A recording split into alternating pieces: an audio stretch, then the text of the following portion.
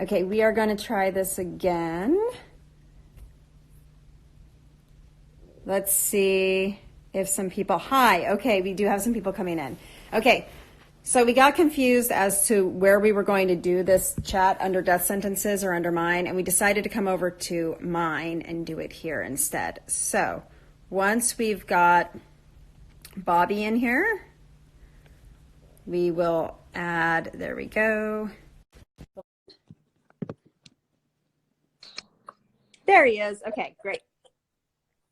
Okay. Hey, everybody. So, to everybody who's on here, just because they know me and they're like, hey, Anna's live and she never does this. What we are doing today is we're talking to my friend Bobby Kim, who you also might know as Bobby Hundreds. And he started the brand, The Hundreds, with his friend Ben. And, but we're actually talking to him because this is his new book. Oh, but we're also talking to Anna because you've got my book. Yeah. So Bobby started a book club a few years ago. And actually something that we didn't discuss when we started this chat on the death sentences, and then we came back over here, is that you told me that you really wanted also to try and get more people like interested in reading again. Yeah. Like you thought that that was kind of like, there's a lot of great books out there and people sometimes just don't read because they don't know what to pick up. Yeah, so. yeah.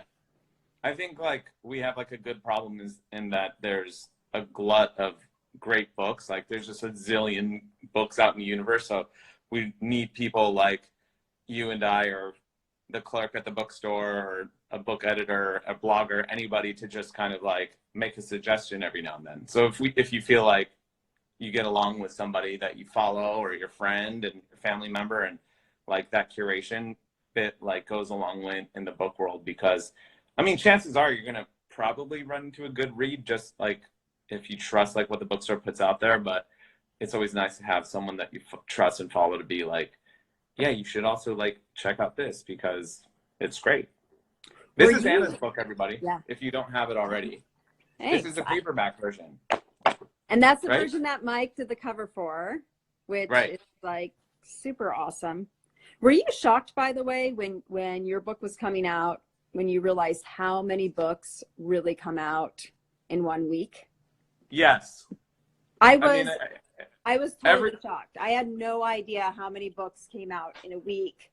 And then my book came out and I was just like, oh, there's literally hundreds of books coming out at the same time as mine.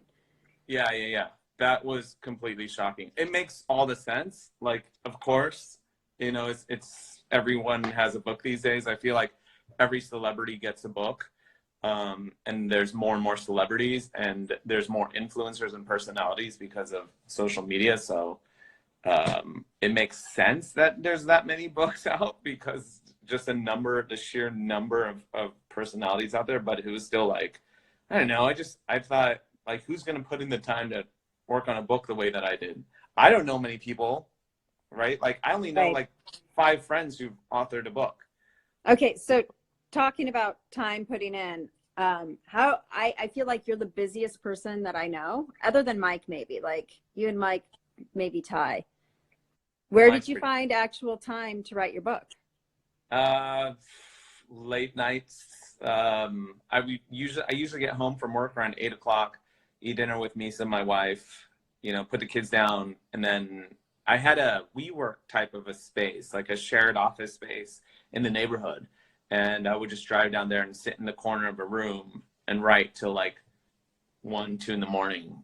So not in your like regular, not in your regular No, office? like I'm like sitting in my home. Away. I'm sitting in my home office right now, and I couldn't do it here just because of the distractions, and like my bed is like above, you know, upstairs above me, and like there's snacks in the closet, and like, you know, my wife's like watching Netflix in the other room and laughing, and I'm like, you know, the distractions of everyday life. So I had to like, just sad and lonely in your office. Yeah, so I had to like isolate myself in like a sterile chamber in the corner of like this giant cold warehouse, and there was like nothing around me except a water dispenser. And so that's all, you know, I had to do that otherwise, because I just get so distracted. And then more distracting than that is the phone. So like I would literally just shut my phone off, zip it up in a bag, and then like put the bag in my car before I walked in, just so I wouldn't have, I love that you also zipped it in a bag. Like it I had would to have, have no, several layers. there had to be like all kinds of barriers for me to get to the phone, because I knew that if it was like, well, if it's just sitting in my car, like but I'm like, oh, but it's in that bag. That Yeah. bag's gonna get in the way, you know. So yeah, that's the hardest part is the internet. And then I'm typing on my computer, right? So I would have to shut off my Wi-Fi and exit out of every program and like really just try to focus. Like I wish they had, I mean, I'm sure they do, but I wish they had computers for writers where there was just like no internet.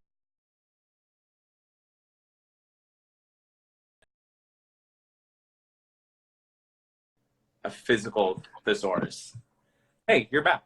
Yeah, sorry. My phone was doing so I've got a like a screen time thing because I'm really bad about limiting myself.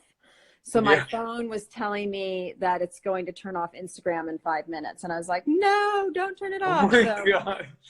it might, I don't know if I was able to do the thing that I was supposed to do correctly, or Yeah. if it's going to do a thing and then I'm going to say no, and then it might just pause for a minute. But Okay.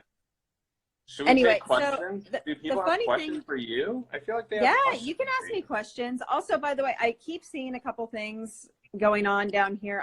Do you see the comments too, or is it just me? Yeah, I see the comments. Okay. So I've seen a couple questions about your book. First of all, people were asking if we can pick up your book on Amazon, and the answer is yes. And Yes. Yeah. do you know if it's just like, obviously Amazon is all over the world and you can pick it up anyway, Yeah. but is your book US published only, or is it published in other countries too?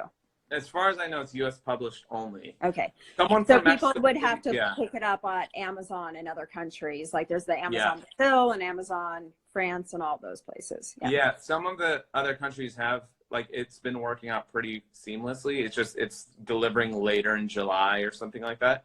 But then somebody in Mexico City today told me that he couldn't even do that part of it. So he's like, I'll just get the audio. And the audiobook works. It's me. It's It's me. you. It's me. I read the audio. Okay, I have a question Yeah. about that Yeah. because I didn't do an audiobook, and people have said like, oh, well, why didn't you just do it yourself? And I'm kind of like, oh, because I don't want to hear myself do any, like, that's my voice Yeah. for a long time. No, thanks. Yeah. Like when you were working on the audiobook, first of all, you did it when it was done, right? Yeah. I did it a month ago. I think it And was then, like a month and a half or a month ago. Yeah. when you read it, there was like zero chance of doing any changes to it, correct? For the most part, yeah. I think I made 2 changes. Like as I was reading it, I was like, oh wait, this makes absolutely no sense. And we rushed 2 changes, and then I think there was like 2 other changes I requested that didn't get done in time. But I wanted to read. I honestly felt like I didn't have a choice. Like my agent and my publisher were like, read the audiobook. Like you'll it's better if it comes from you. I mean, I guess it's always think better. with memoirs, like I feel like memoirs almost have to be read by the person who. Yeah. I knew it was going to be hard, but I didn't realize how much of an endurance test that was. It might have been one of the hardest things I've ever done in my life. Like for 2 weeks, I sat in this little closet in Santa Monica out here, and there was like no AC because the air can't go and it interferes with audio, and like no ventilation, and like really like in this box, like in this dark box, just reading from a screen for 4 to 5 hours a day for 2 weeks. And like even on my weekends, I was like going and doing morning sessions, eating lunch, and going back for evening sessions, and just like losing my mind. But it's like 8.5 hours, I think, and in some like a finished product. And I refuse to listen to it because exactly for what you said, like I don't want to hear that. Well, I've been reading yours, but I did download it so that way I can listen as well if I wanted to. But Because I was like, oh my gosh, you did. And I know, so Holly Madison is a mutual friend of ours, and she was Yeah. saying that he's listening to the book. Oh, who is this guy talking to Bob? Anna, good question. His name is Bobby Kim. He's one of Mike and I's Hi. closest friends. He is one of the co-founders of The Hundreds, which is a clothing line, a streetwear clothing line. And he wrote a book, and that's why we're talking to him. And he has Death Sentences Reading Club. So if you Right. love reading books, Type it if in you want to here. be exposed to it, please start following Death Sentences Reading Club. Yeah. They have a lot of great books. That was actually the main reason why, I mean, more than my book, I feel like the main reason why we were talking was because you took over Death Sentences for like the last month. Yeah. And I didn't do a very good job, though. No, I feel like you did fine. And Okay, and we had selected Anna's book called Learning Not to Drown for the month of June to kind of celebrate also that it's in paperback and that Mike had done the artwork for this cover. And I was so busy promoting my book, which is going to be the July pick, that I asked Anna, like, can you just sub in and take over, and people would rather hear from you anyways. And it's rare that we get an author that's in my book club that is that engaged and involved. So she was like, sure. She took it over, and thanks for doing that. And hopefully some of them are actually in here right now, because we were trying to figure this out, which it's funny, we bounced back to here and we're about at the same place anyway, as far as people in here. So it's all good. It all works out. Did you want to ask me something about my book, or should I just keep asking you stuff about your book? I want to ask, I have so many questions, but it's been now, what, 4 years that your book's been out? Yeah, it's been out for a while. Like 2014, April 1st was when it came out. So how do you look at it now? Because my book came out on Tuesday, so I have all these feelings and thoughts and opinions about it now. Like, I'm so close to it, but you're 4 years down the line. What's your relationship like with that book? So when the book came out, I was just really excited to actually be published. And I think at the time I was a little more focused on like, how many people are going to read this book? Am I actually going to sell through a first printing? Because for a first-time author, how your first book does is basically kind of affects your career from there on out, of how good of a deal you can get. So there's a lot that's going on, but then also just like pure joy at being published. Yeah. I was a little nervous because even though mine isn't a memoir, it's fiction, but it is definitely, I grew up with a brother in and out of prison. My brother is a sex offender. So there's a lot in that book that was like my emotional core. And so I was really nervous about people reading that and then kind of being like, whoa, you just told us a lot about yourself. Yeah. Which was intense. And I think that the big difference now is 4 years later, having people come up to me and say, hey, I read your book and it helped me. And that's, oh, wow. That is, there was one letter that I got from someone who said that she literally sleeps with a copy of my book under her pillow because she related to it so much. And that on nights where she can't sleep, she pulls it out and she reads certain passages to kind of gather strength. And that like blew me away, because I wrote the book as me trying to figure out my own emotions. And I never expected that it could help somebody like that. You know what I mean? Like I thought like, oh, maybe somebody will read it and relate to it. But for somebody to read it and relate to it in such a deep way that they had to have it with them at all times was incredible. So I think that the thing is when it first came out, there was more of a concentration on how is this going to do and what does this mean for me as an author, whereas now it's more about like, I almost don't care like how many more copies I sell, just because I know of like that one person who has that book under her pillow, you Wow. know? So Yeah. Yeah. that's a big thing. And then now it's too, it's like, oh gosh, I need to finish another book. Because I'm an author, so that's my primary thing, and Yeah. you have a lot of other things that are your primary things. So Yeah. as a you know, you have your photography and your art and your clothing line, and so you've got all of that together, Yeah. Yeah. Yeah. But this which is is really, all in this your is, book. this is my primary thing.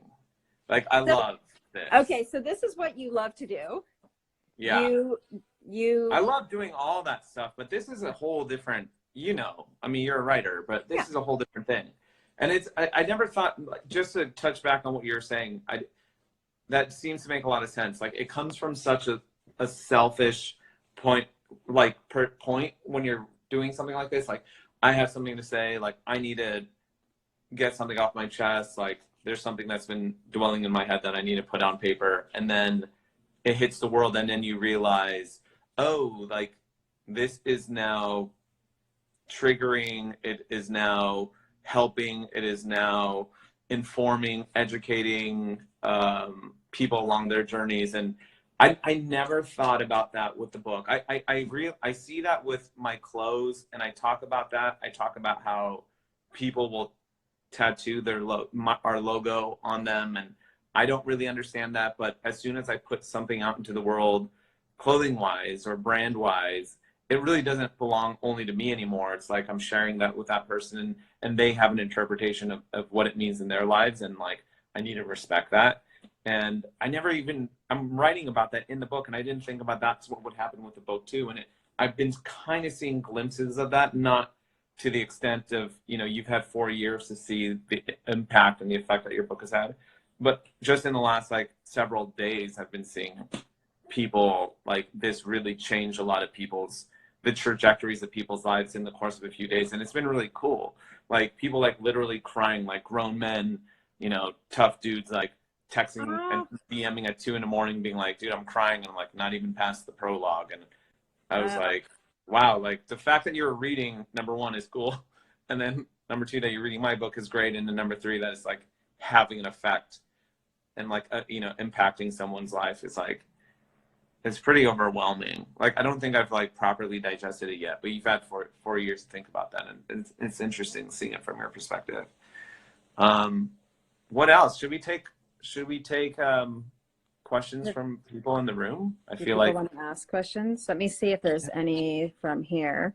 Okay. All right. You don't have to answer this one because your book just came out, and well, actually you could, because it's, what do each of you want to write next?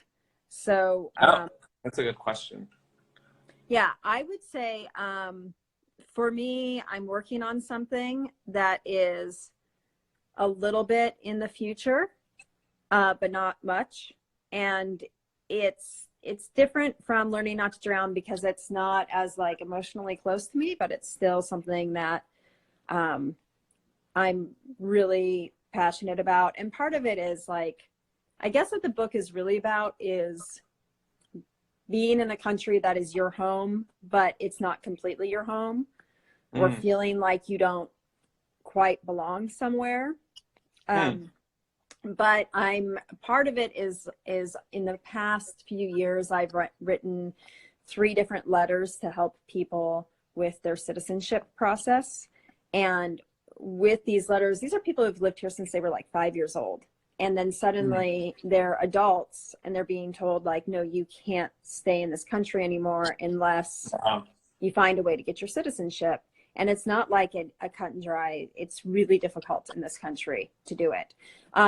So my book doesn't really talk specifically about that, but that's kind of like an underlying theme of it. Interesting. So that's what I'm working on, but it's completely fictional, and it's it takes place in a lighthouse, which is in a bay, and there's like a lot of salt, and that was why you and I remember that Mike and I and you and Misa all went on a trip to Death Valley, because I was like, I need to see the salt fields, because I Yeah, need to see what it looks like when, like a dried salt bed. And so we went to do research for my book. And so we did that. And so that's right. that's, and That finally, was that was that was a few years ago too. I want to say that was 3 years ago. That was a great 3 years. trip though. Right. No, that was the best trip. I feel like we just went on that trip a year ago. But I think that's something else that people don't realize is how long it takes to write these things. I feel like that's the top question I've been asked is how long did it take you to write the book? And I'm like, well, I don't know. Like, how do you answer that? Like the actual, like me fingers on keyboard writing? I don't like maybe all in some like 6 months, 4 months or something like that. But the entire process of thinking about it and like editing and just marketing and promo and reading the audio, like all that took me over the course of 2 years. So like the fact that you started the journey on this book now like 3 years ago, it's like not really the point, right? Like you can't look at it like that. It's more like some of these books take like Donna Tartt takes like 10 years to write a book, right? Right. So like Everybody has their own pace. And at first I was like, oh God, I'm not keeping up with like my friend Stacey Lee, who is an amazing writer. I want to say this is maybe her 4th book is coming out this fall. And her first book came out like 6 months or a year after mine. And at first I was like, oh crap, like, man, I wish I could write like Stacey, but yeah, I can't write like Stacey. So yeah, that's not me. So yeah. And so what do you want? I know that you want to write again, because I also think that memoir wasn't necessarily the first thing that you wanted to do, right? No. And So I did not mind writing a memoir. In fact, like obviously, that's what people wanted of me. But my agent, I had given a bunch of options to my agent, and he's like, these are great. And they were all fictional. Right. Like, so, there's an idea I have to write a story about Manzanar. There's a story that I wanted to write about. I wanted to write like The Outsiders, but for today, for like 2019, what that would look like. I've always had like a heart for young people and especially like young men and what they go through. And I didn't feel like there's like enough literature out there for them. And so I wanted to write something that was fictional for them.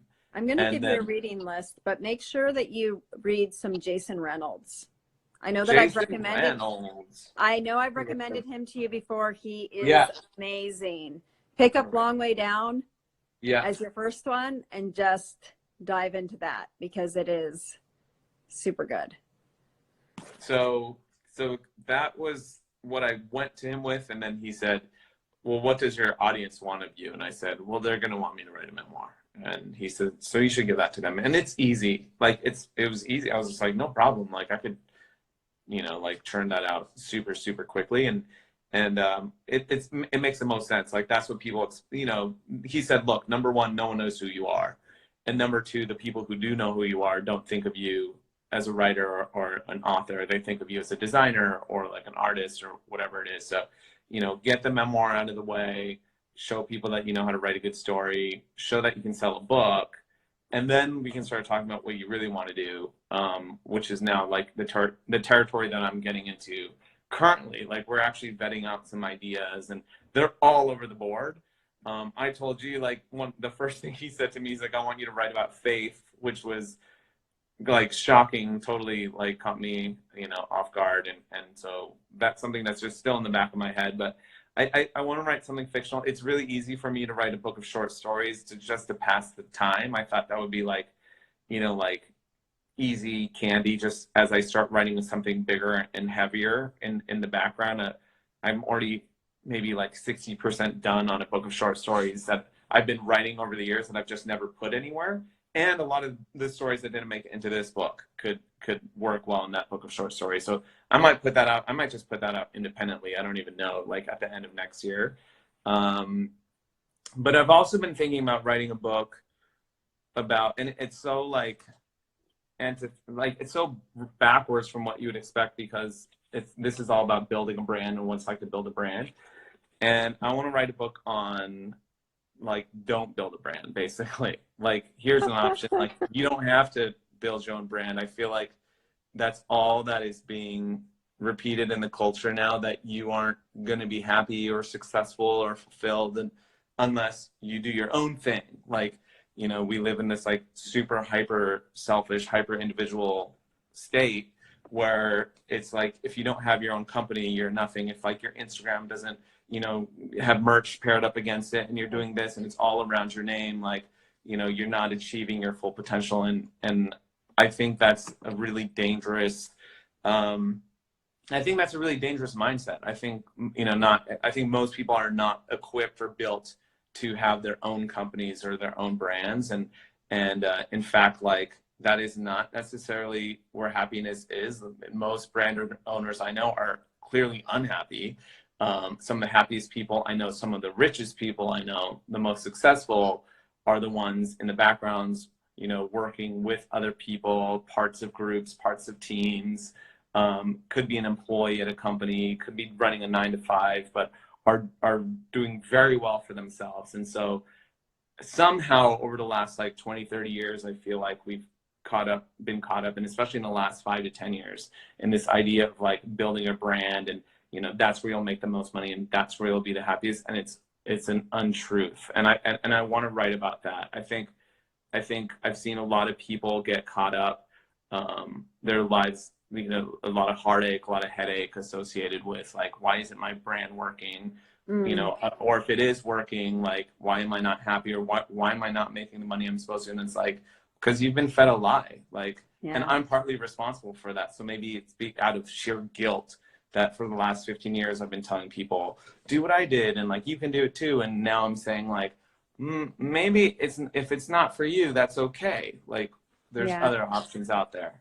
I think that like when you start thinking about yourself, like when you get into that mentality of like, I'm building a brand, like, some of it can be really important. But for example, I worked on a book for 4 years that I put down and walked away from because my agent told me, this is the next book for you to write for your brand. And I you know, it was like another gritty young adult novel, and it was something really personal and really close to me, and I just couldn't do it. So when I got like wrapped into that as like, no, I'm not going to write what I want to next. I'm going to write the thing that's best for my brand next. And it was like, it was wrong. And I was suffering for it. And so suddenly writing, which has always been my favorite thing to do, became my least favorite thing to do, which isn't like, that's not, then it's completely wrong, you know? Yeah. So, but that's So, really like, interesting. I'd read that book. I'd read so that lesson being like, know your limitations, and you know, it's cool to take advice and listen to what people think from the outside, but I feel like personally, like, you know, maybe what's best for yourself and your career. Somebody just asked, ever regret a paragraph after you publish it? Oh, all the time. It takes me like an hour to write a tweet, because like the tweet that I was writing about your book earlier today, I was like, but this is what I want to say, but it won't fit into 140 characters. So I'm going to tweet it and then like redo it. It's just like, oh crap. Like, but anyway. I've kind of like been distanced from the book as we've been promoting it, because I've just been caught up in the marketing cycle of it all. And just over the last like couple mornings, I've been waking up and going like, oh my God, I can't believe I wrote that one piece in there. Like, I'm starting to remember things that I'd written, and I was like, holy crap, like, I can't believe that's out in the world. And like, maybe it's, I don't know, that's a scary feeling. You know what that's like. What else do we got? Yeah. What else do we got? So I have these little funny questions in the bottom. Let's see. This person is asking, how do you both decide what book to pick up next to read? I get so overwhelmed when walking into I'm guessing the end of that would be bookstore. So how do you decide, Bobby? What book to read? Yeah. I just kind of listen. I listen to what friends are saying or talking about it. Anytime anyone's reading something, I will ask like a zillion questions about it. I'm like, why are you reading that? You know, I'm like, what's, you know, how do you feel about it, and what's it about? And like anytime someone's carrying a book. And if you really need help with a book, just walk into a local bookstore. Oh yeah. Near us, for like, if anybody's looking for young adult books, there's Children's Book World, which is like the best bookstore to walk into. But as far as children's books, they know everything. But then Book Soup down on Sunset is incredible, and they actually like read a ton of books, so they're really great. Yeah, I feel like I love Book Soup in LA, Skylight. In fact, if you're looking for my book, I did sign copies at both of them and dropped them off this weekend. But both of those stores, I was just in there for like 5 to 10 minutes, just signing books and like talking to the staff, and I left with 3 or 4 recommendations for books that they were just like, you have to get that. They were like, you need to read this book and you need to read this book because of this. And I was just like, oh my God, that sounds amazing. And I don't think that is unique to those bookstores. Every independent bookstore I've ever walked into and I've engaged in conversation with the people behind the counter, I always leave with like 1 or 2 books that I've loved. I feel like that actually somehow colors the experience of me reading that book later. You know, like, and if I had just stumbled upon that book in a bookstore and no one had talked to me about it, I think maybe I would have enjoyed it. But because someone like also gave me a piece of their life and insight, and this is what it meant to them, and this is what it meant for other readers in the store, when I'm reading it, I feel like I'm a part of a thing when I'm reading that. You know, like lately it's been that Ocean Vuong book. I don't know if you've read that one, but enough. He's like a writer. It's like poetic memoir. I'm assuming. I don't think I read. I just keep running into it. Like people posting it in bookstores. It's like it's been placed next to mine. I don't know if it's because he's an Asian American writer or not, but maybe. Ocean Vuong's book keeps coming up, and people are always just like, "Hey, your book's pretty good, but like you really need to get this book." And I'm like, "Okay." So it's that. Like there's so much energy and excitement around that book that I feel like, you know, I already know that I'll just get through half of it based off of inertia, you know. That's how I picked up, what is the Crawdads? That's yeah. Crawdads Sing or where the Crawdads Sing or whatever. And that book is incredible. So go to the local bookstore. Go to the local bookstore. Here's a question for you, Bobby. Any chance of more merch for Death Sentences Reading? Yeah. So I've been admittedly quite slow on the uptake with Death Sentences Reading Club, which is my book club, over the last year, because I was so focused on this book. And I explained that a few times, and sometimes I would just miss months completely. I'd be like, I'm sorry guys, we're just gonna stay with the same book. Like I don't even have time to read. I used to read a few books a month, and now I'm like down to a book a month because I've just been like reading my own book over and over again. So everything kind of stalled, but yeah, we'll make more merch for sure. We're making a bunch of merch around my book.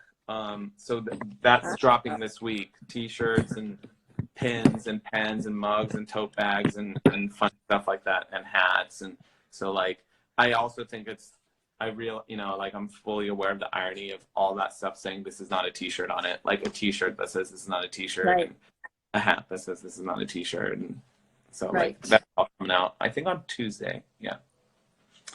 Let's see, more questions. Let's see here. Since the drop of your book, how have you been feeling? What's been going through your mind? Oh, for me, Bobby. Yeah, for you. Honestly, it's been so overwhelming, and there's just been so much inbound energy and enthusiasm, and like I've also just been on a tear. Like I'm like losing my voice half the time, and I've been doing so much press, and like we did LA book stop and then a San Francisco book stop, and both of them sold out their books, and so that was great. And it's just been nonstop. Like I really haven't had a moment to just let it absorb. I'm actually planning, like here in the States, next week is a big holiday. And so I've kind of set that as my marker of like when I'll, take a breath, but I haven't been able to respond to like texts from relatives and people calling me, emails that have come in, people congratulating me, writing me these like really beautiful, like Mike just wrote me this morning. I'm like, I haven't been able to like sit down and give him a proper response just because He There's like, mentioned that on the way over here. He's like, Bobby hasn't replied to my email yet. no, it's not. No, I had a full discussion about that email with Misa in the morning, but I just haven't had time to answer anyone because it's like, oh, as soon as I do that, I got to answer this interview, and then I got to run to this event, and so it's felt great, like almost it's out of body almost, having this week, but I also like was totally underprepared for the amount of energy and effort and like the amount of exhaustion. So I'm looking forward to the holiday. I'm just gonna like lay there and just like think about it all and like digest what happened. By the way, I see that Misa's in here. Hello, Misa. How are you? Oh my God. I think she must be in the house. That's funny. Mike's almost somewhere. creepy. We're visiting family right now, and I think he's literally either like on a tractor with the kids or like catching fireflies or something. He's like off in Yeah, the. for everyone wondering, where's Mike? Yeah, where is Mike? That's where Mike is. I'll do it. There's a question for me that I'll do. Hey, This Billy. one is, how did I go about switching back and forth to writing in past and present? That was a huge pain in the butt. I will never, ever, ever do that again in a book because first I had it back and forth, but by topic, and my agent told me that it was too confusing to put it back and forth in chronological order. And then I did it that way, but then it messed up the like tension. So then I had to like change the age of the things that were happening in the past to make it work with the tension of things going in chronological order. I have a picture. I was on tour with Lincoln Park for the summer, and I have a picture of their dressing room, which literally has every single chapter. I wrote a paragraph about each chapter, and I cut it into these little pieces, and then I laid them on the floor, and I cut them all up, and I had like little colored Post-it notes of which ones are the present tense and which ones are the past tense. And then I had other Post-it notes on like where the tension was. And Yeah. I have a picture of like the floor with all these scraps of paper because I took like a whole day I took over like the middle of the floor in the dressing room just to try and figure out that. And it Sounds was like a nightmare. It was a total nightmare, and I'll never do it again. And then I wrote all the past tense stuff was written in past tense, and all the present tense stuff was written in present tense, which made also for a nightmare because then I'd be like editing a present tense thing right after editing a past tense thing. And then my present tense would end up being written in past tense. No thanks. It was awful. No. It was awful. I'll never do it again. So were you like halfway through it when you were like, maybe I shouldn't have done this? Oh yeah. I think I actually had time to like lay on the floor and just cry and then be like, okay, but I'm too deep into it now. I just have to do it. Who was the most, this is my friend Billy, my child. Oh yeah. Who was the most important peer reviewer that you trust to say, this part is great, stop rewriting or agonizing over it? Well, I had Anna, who essentially mentored me throughout this entire process. And I acknowledge that in the book. And then our friend Holly actually was really good about reading and giving me some suggestions because she's written a couple books. And that was the thing too. Like, you know more authors and writers than I do, but I barely know any. And especially like male authors. Like I think I'm friends with maybe zero, maybe one. But close friends, like nobody. So I didn't really have too many people I could bounce a lot of that stuff off with just because I exist in a completely different world where it's like design and art and stuff like that. And so, I can introduce you to some male authors in the LA area. Yeah, I might need that. So you can actually talk to some peers. I could use that for sure. Yeah. I have a writing group that I meet with once a month, and we all write different stuff, but we bring in our manuscripts and we all read it. And I met them two different places, one through a writing class that I took at UCLA. And then the other ones I met, there's this organization called the Society of Children's Book Writers and Illustrators, and they do a conference every summer. This summer, I'm doing the keynote at I'm doing one of the keynotes at their conference, and I'm actually doing it on storytelling and mental health, and what our job as authors are when it comes to like writing responsibly. Yeah.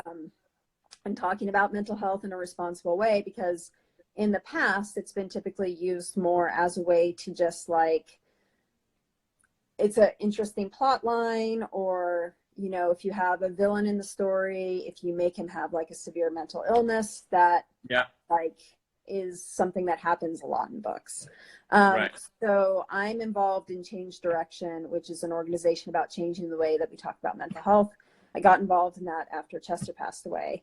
And so I'm going to be talking about the importance of like just talking about mental health in an honest way in our books, and really how like thirsty people are for that. Because people want to hear books like that, because it's more, mental illness is more widespread, and there's so many different degrees of mental health and mental illness. And I think that people are kind of tired of being used as like a stereotype in stories. But anyway, so back to why I was talking about SCBWI. That is where I met a lot of my writer friends, was at that conference. And so it was, the great thing about that is that I was able to use those people then as like beta readers for different things. And then of course Mike is a great reader, because he has a really good, Mike's just good at like everything. Yeah, I was gonna say Mike's great at everything.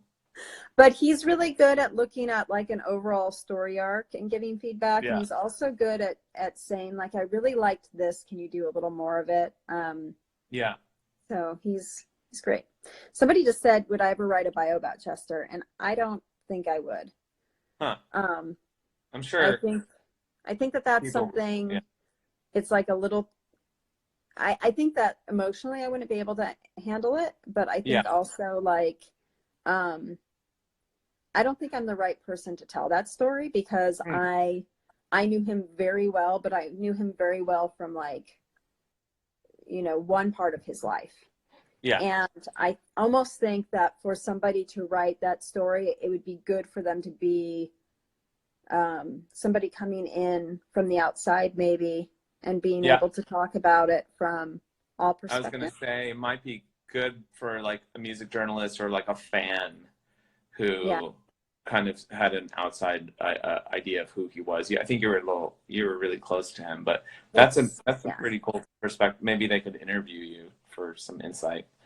My phone is actually about to die. Like, all right. Well, 2%. I actually just plugged mine in a few minutes ago because mine was about to die. This was going to be 10 minutes, and look at us. It's almost an hour later. That's so easy. We should do it more often.